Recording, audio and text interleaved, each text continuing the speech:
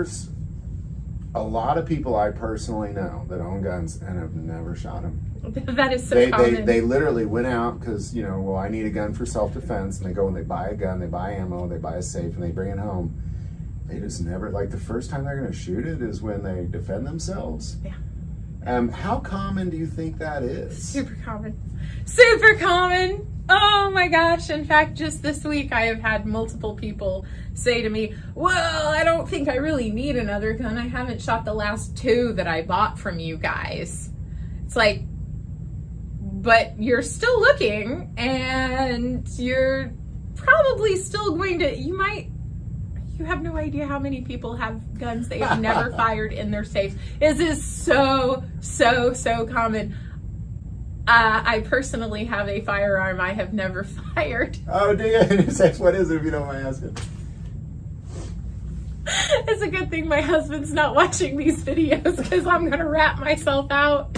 We have a Ron Powers custom Smith & Wesson that I picked up. It's been over a year, I think, and I still have not shot that firearm. Oh, no.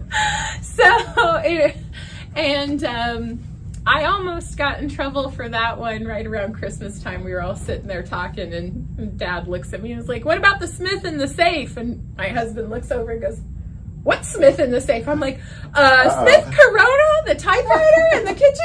We got that, when's dinner? Esther's old Smith Corona typewriter. We have one of those. Yeah, I'm still looking for a Remington typewriter too, by the way. Continuing on, next conversation that's nothing to do with firearms.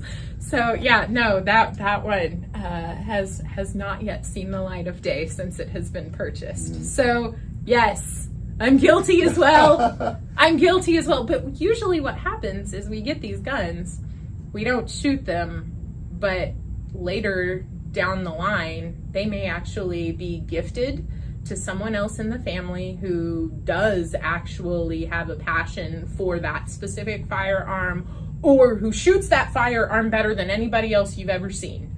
And so by all means, yeah, if you can outshoot me with one of my own guns, I am inclined to believe that I purchased that firearm specifically for my dad, specifically for my husband, or specifically for my brother or sister-in-law, somebody else, Clearly, I'm like, this is meant for someone else. Clearly, this gun and you are like a match made in heaven, so I'm going to let you two have some alone time on the range, and I'm just going to go cry over here in the corner. But, at the same time, I think that those guns can be used to be traded up for something else that you do find later down the line too. And a lot of times that's what happens. Never understood, because I had a guy on 4th of July. It was at a big event, and this guy just comes up to me and he shows me this 1911, just beautiful, just shiny, carved. I couldn't remember. It was a Colt, but I don't remember. Like it was a special edition. Yeah.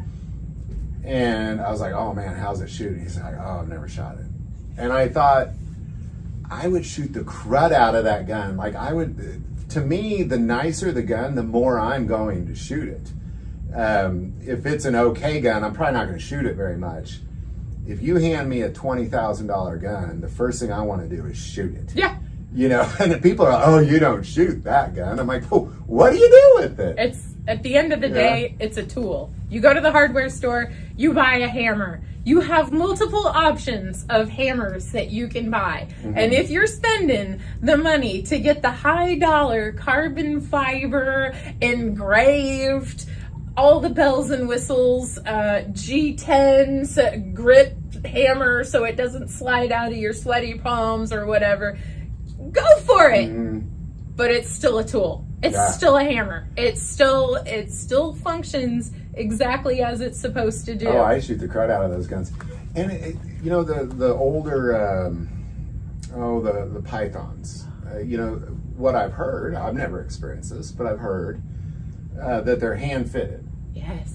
So if you shoot them, put thousands of rounds through them, occasionally the timing will get off. And so people say, well, just don't shoot them that much. I'm like, if I had a Colt Python, I'd shoot it. I'd shoot that, like I'd have 1,000 rounds to it in the first month. Oh, yeah.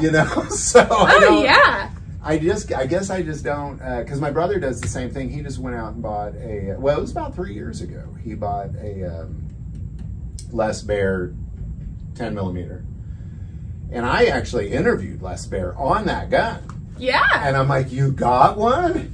And he's never shot. Every time I'm like, please let me shoot that gun. No. Why do you have it? If you're not gonna, if you're just gonna, so my and guess he says is value. Yeah. It lowers the value. And I'm like, well, there's no way you're going to get what you paid for it, is my guess. So really, you just bought it and you lowered the value. You might as well shoot it. You might as well shoot it, but if you're going to shoot it, make sure you clean it really well when Yes. you're done. I understand not wanting to be the first one to put a scratch on a firearm. So I've just always, like, even when I was a kid and I get new tennis shoes, and you remember when you're a kid, they got to be perfect. I was never that. I mean, I was kind of at first, but I thought, you know what, these are tennis shoes. They're going to get destroyed. Oh, yeah, eventually. Sooner the better. Let's just start destroying these things. And I'm kind of that way with guns. I'm just ready to shoot them. And if the more expensive they are, the more I'm going to want to shoot them. So.